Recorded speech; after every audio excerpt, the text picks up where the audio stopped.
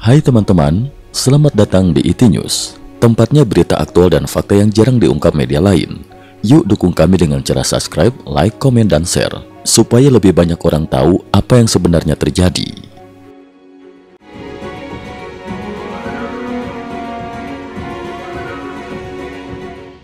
Salam pemirsa, laporan perang Ukraina-Rusia 10 hingga 12 November 2025. Eropa memasuki fase paling berbahaya sejak dimulainya perang Rusia-Ukraina. Dalam 3 hari terakhir, sejumlah peristiwa besar mengguncang poros NATO Rusia. Perancis mengumumkan pengerahan 10.000 tentara ke Ukraina, Inggris memutus jalur logistik energi Rusia, dan Jerman melalui Panglima Angkatan Bersenjata menyatakan siap memobilisasi 800.000 pasukan dalam waktu 180 hari apabila konflik meluas.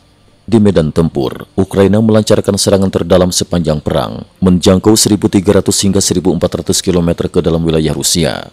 Sementara itu, pasukan Kyiv berhasil merebut kembali gedung pemerintahan di Pokrovsk Red Army Village dan memutus jalur suplai Rusia. Sistem energi Ukraina runtuh sebelum musim dingin. Pada awal November 2025, bahkan sebelum musim dingin tiba, sistem tenaga listrik Ukraina kolaps total akibat hantaman rudal dan drone Rusia yang menyasar pusat pembangkit, gardu induk, dan saluran transmisi. Dampaknya, pemadam terjadi hampir di seluruh kota besar, rumah sakit berjalan dengan generator darurat, kereta dan angkutan umum berhenti total, warga membakar kayu di balkon untuk menghangatkan diri, sekolah memindahkan proses belajar ke ruang bawah tanah dengan cahaya lilin. Namun berbeda dari tahun sebelumnya, Ukraina tidak hanya bertahan, Kyiv membalas dengan serangan langsung ke kilang minyak, pabrik petrokimia, dan pusat energi Rusia dalam skala yang belum pernah terjadi. Jerman berubah sikap, dari donatur senjata menjadi kekuatan siaga perang. Pernyataan diumumkan pada konferensi militer tahunan 11 November 2025. Dalam konferensi militer tahunan pada 11 November 2025, Panglima Angkatan Bersenjata Jerman, Letnan Jenderal Solfang, membuat pernyataan mengejutkan. Jerman siap berperang melawan Rusia. Kami dapat memobilisasi 800.000 tentara dalam 180 hari untuk mendukung NATO di perbatasan timur. Pernyataan itu mengacu pada dokumen internal Operation Plans Deutschland setebal 1.000 halaman yang membuat prosedur pengerahan besar-besaran dan integrasi operasi dengan NATO. Namun kemampuan Jerman sebenarnya masih terbatas. Komponen kapasitas nyata, tentara aktif plus minus 180.000, angkatan darat lebih besar 100.000, angkatan laut 7 fregat modern, kapal perusak 0, angkatan udara plus minus 100 jet Eurofighter Typhoon. Meski demikian, Berlin sedang mempercepat modernisasi militer.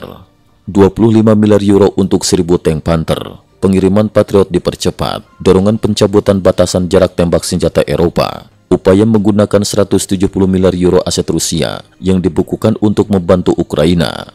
Sikap agresif Jerman menimbulkan protes nasional, ekonomi menyusut, biaya hidup naik, industri pindah ke luar negeri, dan kelompok kanan radikal bangkit. Bahkan di internal NATO muncul ketegangan. Perdana Menteri Spanyol Pedro Sánchez memperingatkan, jika Jerman memicu perang dengan Rusia, konsekuensinya ditanggung sendiri.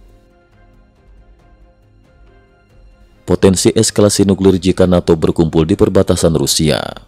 Rusia hingga kini menghindari ancaman nuklir dalam komunikasi publik, namun para pakar memperingatkan, jika Jerman benar-benar mengerahkan ratusan ribu tentara ke perbatasan Rusia, Moskow dapat menaikkan status menjadi siaga nuklir tingkat pertama. Artinya, pembom strategis Tu-160 dalam status siap lepas landas, kapal selam nuklir kelas Boray dalam siaga tempur penuh. Hingga artikel ini ditulis, Berlin belum memberi klarifikasi resmi atas pernyataan sang panglima. Perancis 10.000 tentara dikerahkan ke Ukraina. Pada 12 November 2025, Perancis mengguncang NATO dengan pengumuman bahwa 10.000 tentara Perancis akan dikirim ke Ukraina pada 2026. Kepala Staf Angkatan Darat Perancis, Jenderal Pierre Sil, menyatakan di parlemen, ini bukan hanya operasi militer, tetapi strategi geopolitik.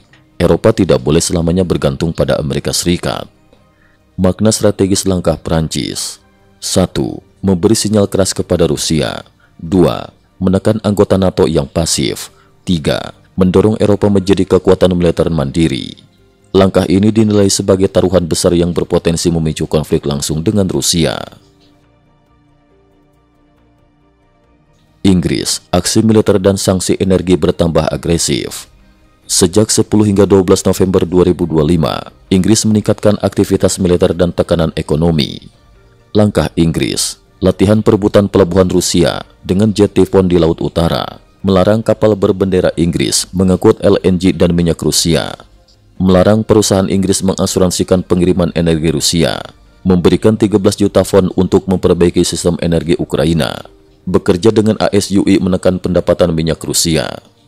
Uni Eropa juga mengonfirmasi bahwa mulai 2027 mereka akan melarang impor LNG Rusia sepenuhnya. Denmark kirim bantuan militer ke-28. Pada 11 November 2025, Denmark menyetujui 217 juta US dollar bantuan untuk Ukraina, investasi langsung untuk pabrik senjata di Ukraina, pendanaan pembelian peralatan buatan AS. Total bantuan Denmark ini mencapai hampir 1 miliar US dollar, tertinggi dari negara Nordik. Serangan balasan Ukraina, jangkauan terjauh sejak 2022. 11 hingga 12 November 2025, Ukraina meningkatkan operasi drone jarak jauh dalam 2 hari berturut-turut. 11 November 2025, serangan 1.300 km ke kilang Ost-Orenburg. Drone besar terbang tinggi dan menghantam kilang. Ledakan besar dan api membumbung. Fasilitas produksi diesel utama LCH24 2000 dilaporkan rusak berat. Kerugian diperkirakan 1 hingga 3 miliar US dollar. 12 November 2025, serangan ke pabrik petrokimia Stavropol, fasilitas penting bagi suplai bahan bakar militer Rusia. Serangan beruntun ke Saratov 11 hingga 12 November 2025. Selama 3 hari, 3 pusat energi Rusia dihantam: Saratov, Stavropol, Orenburg. Serangan ini menjadi bukti kemampuan Ukraina menembus pertahanan dalam Rusia. Swedia, peralatan militer kami sedang diuji di Ukraina. Menteri Pertahanan Swedia, Paul Johnson mengatakan, Archer dan kapal tempur Swedia memberikan data tempur nyata yang sangat berharga. Swedia berjanji meningkatkan kolaborasi pertahanan dengan Ukraina. Pertempuran Pokrovsk, Ukraina rebut kembali gedung pemerintahan. Pokrovsk, atau dikenal sebagai Red Army Village, menjadi pusat pertempuran paling brutal. Pada malam 12 November 2025, Brigade 425 Ukraina menyusup ke pusat kota. Drone FPV, kendaraan taktis dan pasukan khusus digerakkan. Pertempuran jarak dekat terjadi dari lantai ke lantai. Ukraina mengibarkan bendera di alun-alun pusat sebelum fajar. Data satelit 13 November 2025. Ukraina menguasai 58% kota, Rusia memegang 32%, sisanya zona abu-abu. Bangunan strategis yang kini dikuasai Ukraina, balai kota, rumah sakit, stasiun kereta, kawasan industri barat. Kerugian Rusia pada November sangat besar. Lebih besar 3.000 prajurit tewas hanya di Pokrovsk. Tenggat serangan Rusia bergeser dari 15 November menjadi 15 Desember. Front lain, kerugian Rusia meningkat drastis. Dobropilia, Donetsk Selatan. Data kerugian Rusia dalam 4 bulan, 7.760 tewas, 5.107 terluka, 134 ditangkap, 60 tank hancur, 171 kendaraan lapis baja, 2.300 drone dihancurkan. Konstantinivka, Rusia mencoba memecah pertahanan Ukraina via hutan menuju Berestok, namun gagal total. Kupiansk, klaim Rusia untuk merebut ibu kota ketiga Ukraina terbukti propaganda. Ukraina masih mempertahankan posisi inti. Zaporizhzhia, sektor paling berat, lebih dari 400 serangan artileri Rusia per hari. Kesimpulan, Eropa bergerak menuju titik kritis. Periode 10 hingga 12 November 2025 menjadi titik perubahan besar dalam perang. Prancis turun tangan langsung, Inggris memukul perekonomian Rusia, Jerman berbicara tentang mobilisasi raksasa, Ukraina memperluas serangan hingga 1.300 km ke dalam Rusia. Rusia menghadapi kerugian terbesar sejak awal 2025. Eskalasi ini membentuk kemungkinan bentrokan langsung NATO-Rusia semakin besar. Cukup sekian dulu, terima kasih atas perhatiannya. IT News juga memiliki channel di platform kancing.com.